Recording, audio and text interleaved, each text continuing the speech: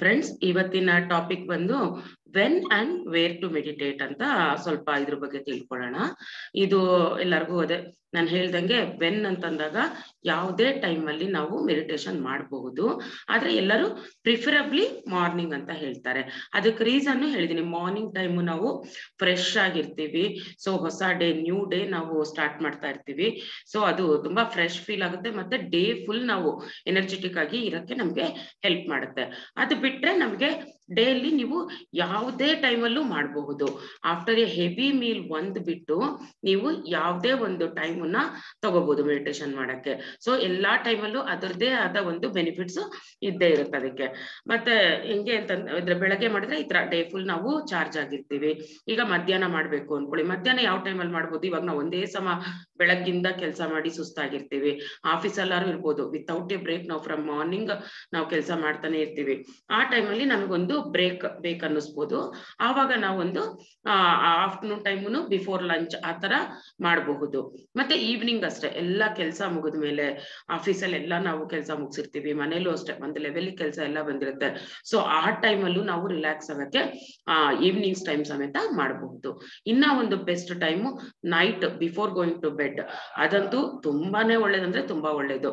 ನಮ್ಮ ಮೈಂಡ್ ಅಲ್ಲಿರೋ ಎಲ್ಲಾ ಒಂದು ಕನ್ಫ್ಯೂಷನ್ಸು, ಪ್ರಾಬ್ಲಮ್ಸು, ಬೆಳಗ್ಗಿಂದ ನಾವ್ ಏನೇನೋ ಆ ತಲೆಯಲ್ಲಿ ಇಟ್ಕೊಂಡಿರ್ತೀವಲ್ಲ, ಸೊ ಅದನ್ನೆಲ್ಲ ಆಚೆ ಹಾಕ್ಬಿಟ್ಟು ಕ್ಲಿಯರ್ ಆಗಿ ನಮ್ಮ ಮೈಂಡ್ ಕ್ಲಿಯರ್ ಮಾಡ್ಕೊಂಡು ಕಾಮ್ ಮಾಡ್ಕೊಳಕ್ಕೆ night before going to bed ಮಾಡೋದನ್ನು ತುಂಬಾನೇ ಒಳ್ಳೇದು. ಸೊ ಆಫ್ಟರ್ ಮೀಲ್ ಮಾತ್ರ ಯಾಕೆ ಬೇಡ ಅಂತ ಹೇಳ್ತೀವಿ ಅಂದ್ರೆ, ಸೊ ನಾವ್ ಯಾವಾಗ ಶ್ರಮ ಫುಲ್ ನಾವು ಫುಡ್ ತಗೊಂಡಿರ್ತೀವಲ್ಲ, ಒಂಥರ ಡ್ರೌಸಿನೆಸ್ ಇರುತ್ತೆ. ಸೊ ಮಲಗಿದ ತಕ್ಷಣ ನಾವು ನಿದ್ದೆಗೆ ಜಾರ್ಬಿಡ್ತೀವಿ. ಮತ್ತೆ ನಾವು ಆ ಒಂದು ಡೈಜೆಷನ್ ಪ್ರೋಸೆಸ್ ನಡೀತಾ ಇರುತ್ತಲ್ವಾ, ಆ ಟೈಮಲ್ಲಿ ಮತ್ತೆ ಏನಾಗುತ್ತೆ, ನಾವು ಉಸಿರಾಟದ ಕಡೆ ನಮ್ ಗಮನ ಕೊಡಬೇಕು ಅಂತಂದಾಗ ಒಂದ್ ಸ್ವಲ್ಪ ಎನರ್ಜಿ ಜಾಸ್ತಿ ಸ್ಪೆಂಡ್ ಮಾಡ್ಬೇಕಾಗುತ್ತೆ ಅಲ್ಲಿ. ಸೊ ಅದು ಒಂದು ರೀಸನ್. ನಿದ್ದೆಗೆ ಜಾರೋದು ಮೇನ್ ರೀಸನ್. ನಮಗಷ್ಟು ಒಂಥರ ಕಾಮ್ನೆಸ್ ಸಿಗಲ್ಲ ನಾವು ರೆಗ್ಯುಲರ್ ಮೆಡಿಟೇಷನ್ ಮಾಡೋದಕ್ಕೂ ಆಫ್ಟರ್ ಮೀಲ್ ಮಾಡೋದಕ್ಕೂ. ನೆಕ್ಸ್ಟ್ ಮತ್ತೆ ಈ ಕೆಲವರು ವರ್ಕೌಟ್ಸ್ ಮಾಡೋರು ಇರ್ತಾರೆ, ವಾಕಿಂಗ್ ಮಾಡೋರು ಇರ್ತಾರೆ, ಫಿಸಿಕಲ್ ಎಕ್ಸರ್ಸೈಸಸ್ ಮಾಡ್ತಾ ಇರ್ತೀವಿ. ಆವಾಗ್ಲೂ ಸಮೇತ ನಮಗೆ ಆ ಒಂದು ಎಕ್ಸರ್ಸೈಸ್ ಮಾಡಿದ್ಮೇಲೆ ನಮಗೊಂದು ರೆಸ್ಟ್ ಬೇಕಾಗುತ್ತೆ ಬಾಡಿಗೆ. ಆವಾಗ್ಲೂ ನಾವು ಮಾಡಿದ್ರೆ ತುಂಬಾ ಚೆನ್ನಾಗಿ ನಾವು ಆ ಒಂದು ಮೆಡಿಟೇಟಿವ್ ಸ್ಟೇಟ್ಗೆ ತುಂಬಾ ಚೆನ್ನಾಗಿ ಜಾರ್ಕೋಬಹುದು, ತುಂಬಾ ಚೆನ್ನಾಗಿರುತ್ತೆ. ಇನ್ನ ಒಂದು ಬೆಸ್ಟ್ ಟೈಮು ನಾವು ಜರ್ನಿಗೆ ಮಾಡ್ತಿರ್ತೀವಲ್ಲ, ಲಾಂಗ್ ಜರ್ನೀಸ್ ಹೋಗ್ತಾ ಇರ್ತೀವಿ, ಫ್ಲೈಟ್ ಅಲ್ಲಿ ಇರ್ಬೋದು, ಟ್ರೈನ್ ಅಲ್ಲಿ ಇರ್ಬೋದು, ಬಸ್ ಅಲ್ಲಿ ಇರ್ಬೋದು, ಕಾರಲ್ಲಿ ಇರ್ಬೋದು. ಆ ಜರ್ನಿ ಮಾಡೋ ಟೈಮಲ್ಲಿ ನಾವು ಮೆಡಿಟೇಷನ್ ಮಾಡಿದ್ರೆ ಆ ಒಂದು ಟೈಮನ್ನ ನಾವು ತುಂಬಾ ಒಳ್ಳೇದಾಗಿ ಯುಟಿಲೈಸ್ ಮಾಡ್ಕೊಂಡಿರ್ತೀವಿ.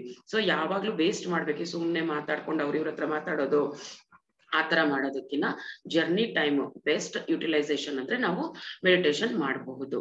ಆಮೇಲೆ ಇನ್ನೊಂದ್ ಏನ್ ಮಾಡ್ಬೋದು ಅಂದ್ರೆ ಯಾಕೆಂದ್ರೆ ಮೆಡಿಟೇಷನ್ ಟೈಮ್ ಮಾಡುವಾಗ ನಾವು ಮೆಡಿಟೇಷನ್ ಮಾಡುವಾಗ ಎಷ್ಟು ಎನರ್ಜಿ ಗೈನ್ ಮಾಡೋದು ಈಗೆಲ್ಲ ನೀವು ಫೀಲ್ ಮಾಡ್ತಾ ಇದ್ದೀರಲ್ವಾ. ಒಬ್ಬೊಬ್ರೆ ಕುತ್ಕೊಂಡು ಮೆಡಿಟೇಷನ್ ಮಾಡಿದ್ರು ನೀವು ಅಷ್ಟು ಎನರ್ಜಿ ಫೀಲ್ ಮಾಡಿರ್ತೀರಾ.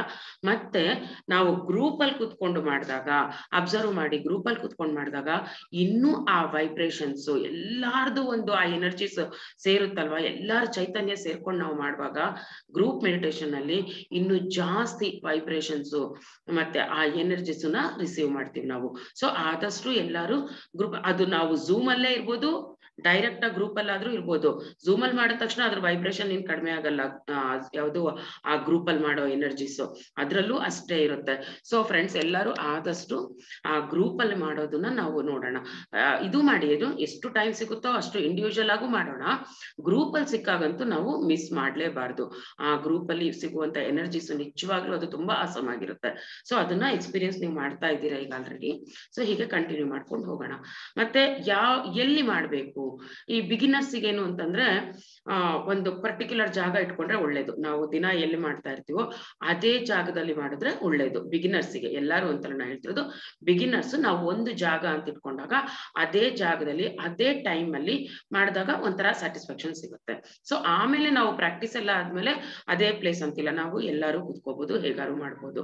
ಆಮೇಲೆ ಅವತ್ತು ಹೇಳ್ದಂಗೆ ನಾನು ಹೌ ಲಾಂಗ್ ಟು ಮೆಡಿಟೇಟ್ ಅನ್ನೋದೊಂದು ಇತ್ತಲ್ವಾ ಎಲ್ಲರಿಗೂ ಕನ್ಫ್ಯೂಷನ್. ಅದೇ ನಿಮ್ಮ ಏಜ್ ಅಷ್ಟು ಮಿನಿಮಮ್ ಮಾಡಬೇಕು, ಮ್ಯಾಕ್ಸಿಮಮ್ ಎಷ್ಟಾರು ಅಕಾರ್ಡಿಂಗ್ ಟು ದೇರ್ ಕೆಪಾಸಿಟಿ ಎಷ್ಟೊತ್ತಾದ್ರೂ ಮಾಡ್ಕೋಬಹುದು. ಅದ್ ಏನ್ ಎಕ್ಸಾಂಪಲ್ ಕೊಡ್ಬೋದು ನಾವು ಅಂತಂದ್ರೆ, ಈಗ ಒಂದು ಲೋಟದಲ್ಲಿ ನೀವು ಮಣ್ಣು ಮತ್ತೆ ನೀರು ತಗೊಂಡೋಗಿ ಚೆನ್ನಾಗಿ ಮಿಕ್ಸ್ ಮಾಡ್ಬಿಟ್ಟಾಗ ನೀರೆಲ್ಲ ಕಲ್ಕೋಗಿರುತ್ತಲ್ವಾ, ನಮಗ ಆ ಲೋಟದಲ್ಲಿ ಹೇಗ್ ಕಾಣುತ್ತೆ ನೀರು, ಎಲ್ಲ ಒಂದು ಕೊಳೆ ನೀರು ಕಾಣ್ತಾ ಇರುತ್ತೆ. ಆ ಕೊಳೆ ಎಲ್ಲ ಹೋಗಿ ಫಿಲ್ಟರ್ ಆಗಿ ಕೆಳಗೆ ಬಂದು ಕುತ್ಕೊಳ್ಬೇಕು ಅಂತಂದ್ರೆ ಟೈಮ್ ತಗೊಳುತ್ತಲ್ವಾ, ಸುಮಾರು ಟೈಮ್ ತಗೊಳುತ್ತದು.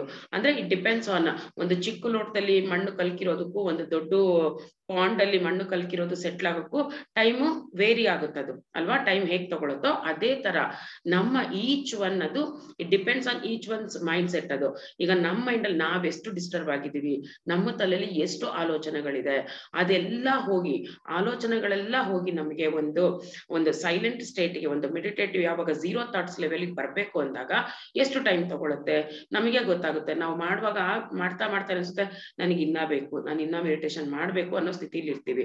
ಯಾವಾಗ ನಮ್ಮ ಮೈಂಡ್ ಫುಲ್ ಕಾಮ್ ಆಗಿ ರಿಲ್ಯಾಕ್ಸ್ ಆಗುತ್ತೋ, ನಮಗೆ ಸಾಕು ಅನ್ಸುತ್ತೋ ಆವಾಗ ನಿಲ್ಲಿಸಬಹುದು. ಇಲ್ದಿದ್ರೆ ನಮಗೆ ಇನ್ನ ಮಾಡ್ಬೇಕು, ನನಗೆ ಇನ್ನ ಮಾಡ್ಬೇಕು ಅನ್ನಿಸ್ತಾ ಇದೆ, ನಂಗೆ ಯಾಕೋ ಇನ್ನ ಪೀಸ್ಫುಲ್ ಸಿಗ್ತಾ ಇಲ್ಲ ಅಂತ ಅನ್ನಿಸ್ದಾಗ ಮಾಡ್ಕೊಂಡು ಹೋಗ್ಬೋದು. ಅದಕ್ಕೇನು ರಿಸ್ಟ್ರಿಕ್ಷನ್ ಇಲ್ಲ ಟೈಮು. ನನ್ನ ಏಜ್ ಅಷ್ಟೇ ಮಾಡ್ಬೇಕು, ನನಗೆ ಸಮಾಧಾನ ಸಿಗ್ದಿದ್ರು ಇಲ್ಲ, ನಾನು 40 ಮಿನಿಟ್ಸೇ ಮಾಡ್ಬೇಕು ಅನ್ನೋದೇನಿಲ್ಲ. ಅದನ್ನ ಇನ್ಕ್ರೀಸ್ ಮಾಡ್ಕೊಂಡು ಹೋಗಬಹುದು. ಬಿಗಿನಿಂಗ್ ಅಲ್ಲಿ ಮಾತ್ರ ಆ ಟೈಮ್ ಆ ತರ ಎಲ್ಲಿ ಮಾಡೋದು ಅನ್ನೋದು ಅಷ್ಟೇ. ನಾವು ಎಲ್ಲಾರು ಮಾಡ್ಬೋದು. ಒನ್ಸ್ ನಾವು ತುಂಬಾ ಅದ್ರಲ್ಲಿ ಪಳಗ್ಬಿಟ್ಟಿದ್ರೆ ಮೆಡಿಟೇಷನ್ ಮಾಡೋದ್ರಲ್ಲಿ, ನಾನೊಂದು ಮಾರ್ಕೆಟ್ ಅಲ್ಲಿ ಕೂತ್ಕೊಂಡ್ರು ನಾನ್ ಮಾಡ್ಬೋದು, ಎಷ್ಟೇ ಗಲಾಟೆ ಇರೋ ಜಾಗದಲ್ಲೂ ನಾವು ಮಾಡ್ಬೋದು, ವಿತೌಟ್ ಮ್ಯೂಸಿಕ್ಕು ಮಾಡಬಹುದು. ಅದೆಲ್ಲ ಯಾವಾಗ ನಮ್ಗೆ ಬಿಗಿನಿಂಗ್ ಅಲ್ಲಿ ನಮ್ಗೆ ಅನ್ಸುತ್ತೆ ತುಂಬಾ ಸೈಲೆಂಟ್ ಆಗಿರೋ ಜಾಗದಲ್ಲಿ ಮಾಡ್ಬೇಕು, ಒಂದು ಸಣ್ಣ ಡಿಸ್ಟರ್ಬೆನ್ಸ್ ಇರಬಾರ್ದು ಅಂತ ನಮಗೆ ಬಿಗಿನಿಂಗ್ ಅಲ್ಲಿ ಅಷ್ಟೇ ಆ ತರ ಅನ್ಸೋದು. ಸೊ ಮತ್ತೆ ಇನ್ನೊಂದೇನು ಅಂತಂದ್ರೆ, ನಾವು ಪ್ರಾಕ್ಟೀಸ್ ಆದ್ಮೇಲೆ ನಾವು ಮಾಡುವಾಗ ಏನನ್ಸುತ್ತೆ ಅಂದ್ರೆ ನಮಗೆ ಒಂದು ಓಪನ್ ಫೀಲ್ಡ್ ಅಲ್ಲಿ, ನೇಚರ್ ಅಲ್ಲಿ ಇರಬಹುದು, ಅಥವಾ ಒಳ್ಳೊಳ್ಳೆ ಮಾಸ್ಟರ್ಸ್ ಜೊತೆ ಮಾಡಿದ್ರೆ ಇರ್ಬೋದು, ಪಿರಮಿಡ್ ಅಲ್ಲಿ ಮಾಡಿದಾಗ, ಅಂದ್ರೆ ಅದು ಬಿಗಿನರ್ಸ್ಗಾರು ಆಗಿರ್ಬೋದು, ಮತ್ತೆ ಪ್ರಾಕ್ಟೀಸ್ ಮಾಡಿರೋರ್ಗಾದ್ರೂ ಆಗ್ಬೋದು, ಸೀನಿಯರ್ ಮಾಸ್ಟರ್ಸ್ಗೂ ಆಗ್ಬೋದು. ಕೆಲವೊಂದು ಪ್ಲೇಸ್ ಅಲ್ಲಿ ನಾವು ತುಂಬಾ ಬೇಗ ಮೆಡಿಟೇಟಿವ್ ಸ್ಟೇಟಿಗೆ ಹೋಗ್ಬಿಡ್ತೀವಿ. ಅದೇ ಹೇಳದ್ನಲ್ಲ, ಪಿರಮಿಡ್ ಅಲ್ಲಿ ಓಪನ್ ಪ್ಲೇಸ್ ನೇಚರ್ ಜೊತೆ ಮಾಡಿದಾಗ, ಒಳ್ಳೊಳ್ಳೆ ಮಾಸ್ಟರ್ಸ್ ಜೊತೆ ಮಾಡಿದಾಗ ನಾವು ತುಂಬಾ ಬೇಗ ಕನೆಕ್ಟ್ ಆಗ್ಬಿಡ್ತೀವಿ, ಮಾಸ್ಟರ್ಸ್ಗೂ ಕನೆಕ್ಟ್ ಆಗ್ತೀವಿ, ಮತ್ತೆ ನಮ್ಮ ಒಂದು 0 ಥಾಟ್ ಲೆವೆಲ್ಗೂ ಬೇಗ ರೀಚ್ ಆಗೋಕ್ಕೂ ಹೆಲ್ಪ್ ಆಗುತ್ತೆ. ಆಮೇಲೆ ಒಂದ್ಸಲಿ ಅದೇ ಪ್ರಾಕ್ಟೀಸ್ ಆದ್ಮೇಲೆ ಅದ್ರ ಮೇಲೆ ಹೋಲ್ಡಿಂಗ್ಸ್ ಇದ್ಮೇಲೆ ನಾವು ಎಷ್ಟೇ ಗಲಾಟೆಯಲ್ಲಿ ಕೂತ್ಕೊಂಡಿದ್ರು ನಾವು ಆ ಸ್ಟೇಟ್ಗೆ ಬೇಗ ಹೋಗಿ ತಲುಪ್ತೀವಿ. ಮತ್ತೆ ಇನ್ನೊಂದೇನು ಅಂತಂದ್ರೆ ಇದು ಹೇಳಿದ್ರೆ ಅದೇ ಕಾಮ್ನೆಸ್ ನಮಗೆ ಯಾವಾಗ ಎಷ್ಟೊತ್ತು ಮಾಡಿದ್ರೆ ನಮಗೆ ಫ್ರೆಶ್ ಆಗಿರ್ತೀವಿ ಅನ್ಸುತ್ತೋ ಅಷ್ಟೊತ್ತು ಮಾಡಬಹುದು ಅನ್ನೋದು ಹೇಳ್ಬೋದು. ಮತ್ತೆ ಇನ್ನೊಂದೇನು, ಈಗ ತುಂಬಾ ಕೆಲಸ ಮಾಡ್ತಾ ಇರ್ತೀವಲ್ಲ, ಬೆಳಗ್ಗೆ ಹೇಳ್ದೆ ಅನ್ಸುತ್ತೆ ಈ ಪಾಯಿಂಟ್ ಅಲ್ವಾ, ತುಂಬಾ ಬೆಳಗ್ಗಿಂದ ಈವ್ನಿಂಗ್ ವರ್ಗೂ ನಾವು ಕೆಲಸ ಮಾಡ್ಬಿಟ್ಟು ಸುಸ್ತಾಗಿದ್ದಾಗ ಜಸ್ಟ್ ಒಂದು 10 ಮಿನಿಟ್ಸ್ ಬ್ರೇಕ್ ಕೊಟ್ರು ಸಾಕು. ಆ 10 ಮಿನಿಟ್ಸ್ ಅಲ್ಲಿ ನಾವು ಮೆಡಿಟೇಷನ್ ಮಾಡಿದ್ರೆ ಫುಲ್ ರಿಫ್ರೆಶ್ ಆಗ್ಬಿಡ್ತೀರಾ. ಇದು ಒಂದು ನೀವು ಎಲ್ಲಾರು, ನಾನು ಅವತ್ತು ಹೇಳಿದ್ದೆ, ಎಲ್ಲಾರು ಒಂದ್ಸಲಿ ಇದನ್ನ ಎಕ್ಸ್ಪೆರಿಮೆಂಟ್ ಮಾಡಿ ನೋಡ್ಕೋಬಹುದು. ಈಗ ಮಕ್ಳು ಓದ್ತಾ ಇರ್ತಾರೆ ಅನ್ಕೊಳ್ಳಿ, ಕಂಟಿನ್ಯೂಸ್ ಓದಿ ಬೋರ್ ಆಗಿ ಮೊಬೈಲ್ ಇಟ್ಕೊಂತಾರೆ ಅಥವಾ ಟಿವಿ ನೋಡಕ್ ಬರ್ತಾರೆ. ಅದ್ರ ಜೊತೆ ಅದು ಮಾಡೋ ಬದಲು ನಾವು ಆ ಟೈಮ್ ಅಲ್ಲಿ ಅದೊಂದು 10 ಮಿನಿಟ್ಸ್ ನಾವು ಮೆಡಿಟೇಷನ್ ಮಾಡಿದಾಗ ಫುಲ್ ಅವ್ರು ಮತ್ತೆ ಎನರ್ಜಿಸ್ ಗೇನ್ ಮಾಡ್ಕೊಂಡು ರಿಫ್ರೆಶ್ ಆಗ್ತಾರೆ, ಚೆನ್ನಾಗಿ ಓದ್ಬಹುದು, ಮತ್ತೆ ಓದ್ಕೋಬಹುದು. ಮತ್ತೆ ಸಿನ್ಸಿಯಾರಿಟಿ ತುಂಬಾ ಇಂಪಾರ್ಟೆಂಟ್ ಮೆಡಿಟೇಷನ್ ಮಾಡುವಾಗ. ಏನ್ ಆ ಸಿನ್ಸಿಯಾರಿಟಿ ಅಂತಂದ್ರೆ, ನಾನು ವಾರಕ್ಕೆ ಒಂದೇ ಸಲಿ ಅಥವಾ 2 ಸಲಿ ಮಾಡ್ಬಿಡೋದು 1 ಅವರ್ ಕುತ್ಕೊಂಡು, ಆ ತರ ಮಾಡ್ಬಿಟ್ಟು ಮತ್ತೆ ಬೇರೆ ದಿನ ಎಲ್ಲ ಬಿಟ್ಬಿಡೋದು, ಅದು ಅಷ್ಟು ಚೆನ್ನಾಗಿ ನಮಗೆ ಎಫೆಕ್ಟಿವ್ ಆಗಿರಲ್ಲ. ಅದ್ರ ಬದಲು ನೀವು 20 ಮಿನಿಟ್ಸೇ ಮಾಡಿ, ಕನ್ಸಿಸ್ಟೆಂಟ್ ಆಗಿ ದಿನಾ ಮಾಡ್ಬೇಕು, ಅದು ಬೆಸ್ಟ್ ಎಲ್ಲದಕ್ಕಿನ್ನ. ವಾರದಲ್ಲಿ 1 ದಿನ 2 ದಿನ ಮಾಡಿ ಬಿಟ್ಬಿಡೋದಕ್ಕಿನ್ನ ಡೈಲಿ ರೆಗ್ಯುಲರ್ ಬೇಸಿಸ್ ಅಲ್ಲಿ ಕನ್ಸಿಸ್ಟೆಂಟ್ ಆಗಿ 15 ಮಿನಿಟ್ಸ್ ಇರ್ಬೋದು, 20 ಮಿನಿಟ್ಸ್ ಇರ್ಬೋದು, ರೆಗ್ಯುಲರ್ ಆಗಿ ಮಾಡ್ಲೇಬೇಕು. ಮಾಡಿದಾಗ ತುಂಬಾ ಚೆನ್ನಾಗಿರುತ್ತೆ. ಆಮೇಲೆ ಮೆಡಿಟೇಷನ್ ಆದ್ಮೇಲೆ ತಕ್ಷಣ ಕಣ್ ಬಿಟ್ಬಿಡ್ಬಹುದಾ ಅಂತ ಮೊನ್ನೆ ಯಾರೋ ಕೇಳಿದ್ರಲ್ವಾ, ಆತರ ಮಾಡ್ಲೇಬೇಡಿ ಯಾರುನು. ಈಗ ಸಡನ್ ಆಗಿ ನೀವು ಮೆಡಿಟೇಷನ್ ಮಾಡುವಾಗ ಯಾರೋ ಬೆಲ್ ಹಾಕಿದ್ರು, ಯಾರೋ ಮನೆಗ್ ಬಂದ್ರು, ನೀವು ಎದ್ದೇಳ್ಬೇಕಾಗುತ್ತೆ. ಆವಾಗ 1 ಸೆಕೆಂಡ್ ಕೂತ್ಕೊಳ್ಳಿ, 5 ಸೆಕೆಂಡ್ಸ್ ಕೂತ್ಕೊಂಡು ಕೈಗಳನ್ನ ಕಣ್ಮೇಲೆ ಇಟ್ಕೊಂಡು ನಿಧಾನಕ್ಕೆ 5 ಸೆಕೆಂಡ್ಸ್ ಬಿಟ್ಟು ಕಣ್ಣನ್ನ ಓಪನ್ ಮಾಡ್ಬಿಟ್ಟು ಹೋಗಿ. ಯಾಕೆ ಅಂತಂದ್ರೆ, ನಾವು ಅಷ್ಟೆಲ್ಲ ಮೆಡಿಟೇಷನ್ ಅಲ್ಲಿ ಎನರ್ಜಿಸ್ ಗೇನ್ ಮಾಡಿರ್ತೀವಲ್ಲ, ಆ ಫಿಂಗರ್ಸ್ ಇಂದ ನಾವು ಲಾಕ್ ಮಾಡ್ಕೊಂಡಿದ್ದಾಗ ತುಂಬಾ ಎನರ್ಜಿಸ್ ಇರುತ್ತೆ. ಸೊ ಆ ಎನರ್ಜಿಸ್ ನ ಲೆಟ್ ಗೋ ಮಾಡಬಾರ್ದು. ಆ ಫಿಂಗರ್ಸ್ ಅಲ್ಲಿರೋ ಎನರ್ಜಿ ನಾವು ಈ ತರ ಕಣ್ಮೇಲೆ ಇಟ್ಕೊಂಡಾಗ ಕಣ್ಣಿನ ಮೂಲಕ ನಾವು ನಮ್ಮ ಬಾಡಿ ಒಳಗಡೆ ತಗೊಳ್ತೀವಿ. ಸೊ ಇದೊಂದು ಇಂಪಾರ್ಟೆಂಟ್ ಪಾಯಿಂಟ್. ಏನಾದ್ರು ಇಂಪಾರ್ಟೆನ್ಸ್ ಎಮರ್ಜೆನ್ಸಿ ಇದ್ದಾಗ ನೀವು ಎದ್ದು ಬಿಡ್ಬೇಕು ಮಧ್ಯದಲ್ಲಿ ಅಂದ್ರೆ ಸಡನ್ ಆಗಿ ಹೇಳ್ಬೇಡಿ,